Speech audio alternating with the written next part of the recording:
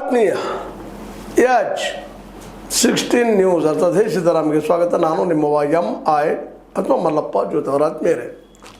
ನಮ್ಮ ಚುನಾವಣಾ ಆಯುಕ್ತರು ಜ್ಞಾನೇಶ್ ಕುಮಾರ್ ಅವರು ವಿಧಾನಸಭೆ ಚುನಾವಣೆಗಳನ್ನು ಅದು 5 ವಿಧಾನಸಭೆ ಚುನಾವಣೆಗಳನ್ನು ಘೋಷಿಸಿ ಬಿಟ್ಟರು.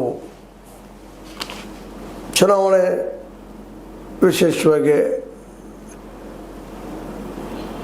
ಈ ಏನಪ್ಪ ಅಂತಂದ್ರೆ 2 ಹಂತಗಳಲ್ಲೇ ಪಶ್ಚಿಮ ಬಂಗಾಳದಲ್ಲಿ ಆದರೆ ಉಳಿದ ಕಡೆ ಒಂದು ಹಂತದಲ್ಲಿ ಮುಗಿಯುವಂಥ ವ್ಯವಸ್ಥೆಯನ್ನು ಮಾಡ್ಕೊಂಡಿದ್ದಾರೆ. ವಿಶೇಷವಾಗಿ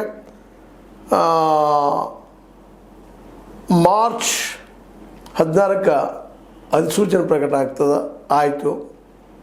ಮುಂದೆ ನಾಮಪತ್ರ ಸಲ್ಲಿಕೆಗೆ 23 ಸಲ್ಲಿಕೆಗೆ, ನಾಮಪತ್ರ ಪರಿಶೀಲನೆ 24. ಅದೇ ಕಾಲಕ್ಕೆ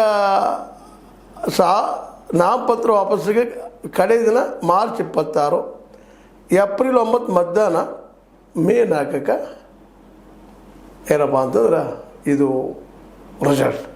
ಈ ರೀತಿ ಕರ್ನಾಟಕದ 2 ಕ್ಷೇತ್ರಗಳ ಬಗ್ಗೆ ಇನ್ನುಳಿದಿನೂ ಇದೇ ನೆಲೆಯಲ್ಲಿ ಹೋಗುವಂಥದ್ದು. 2 ಹಂತದಲ್ಲೇ ನಮ್ಮ ವೆಸ್ಟ್ ಬೆಂಗಾಲದಲ್ಲಿ ಮಾಡಿದರೆ, ಉಳಿದ ಕಡೆ ಆಸಾಮದಲ್ಲಿ ಒಂದೇ ಹಂತ. ವಿಶೇಷವಾಗಿ ಇಲ್ಲೇ ಮಧ್ಯದ್ದು ಆಸಾಮದಲ್ಲಿ 126 ಸ್ಥಾನಗಳಿದ್ದಾವೆ. ಅದರ 9 SC 19 ST ಮೀಸಲು ಇದ್ದಾರೆ. ಆಸಾಮದಲ್ಲಿ ಎಷ್ಟು ಜನಾಂಗ ಹೆಚ್ಚಿದ್ದಾರೆ. ಅಲ್ಲೇ ಏನಪ್ಪ ಅಂತಂದ್ರೆ ಈ ಏಪ್ರಿಲ್ 23ಕ್ಕೆ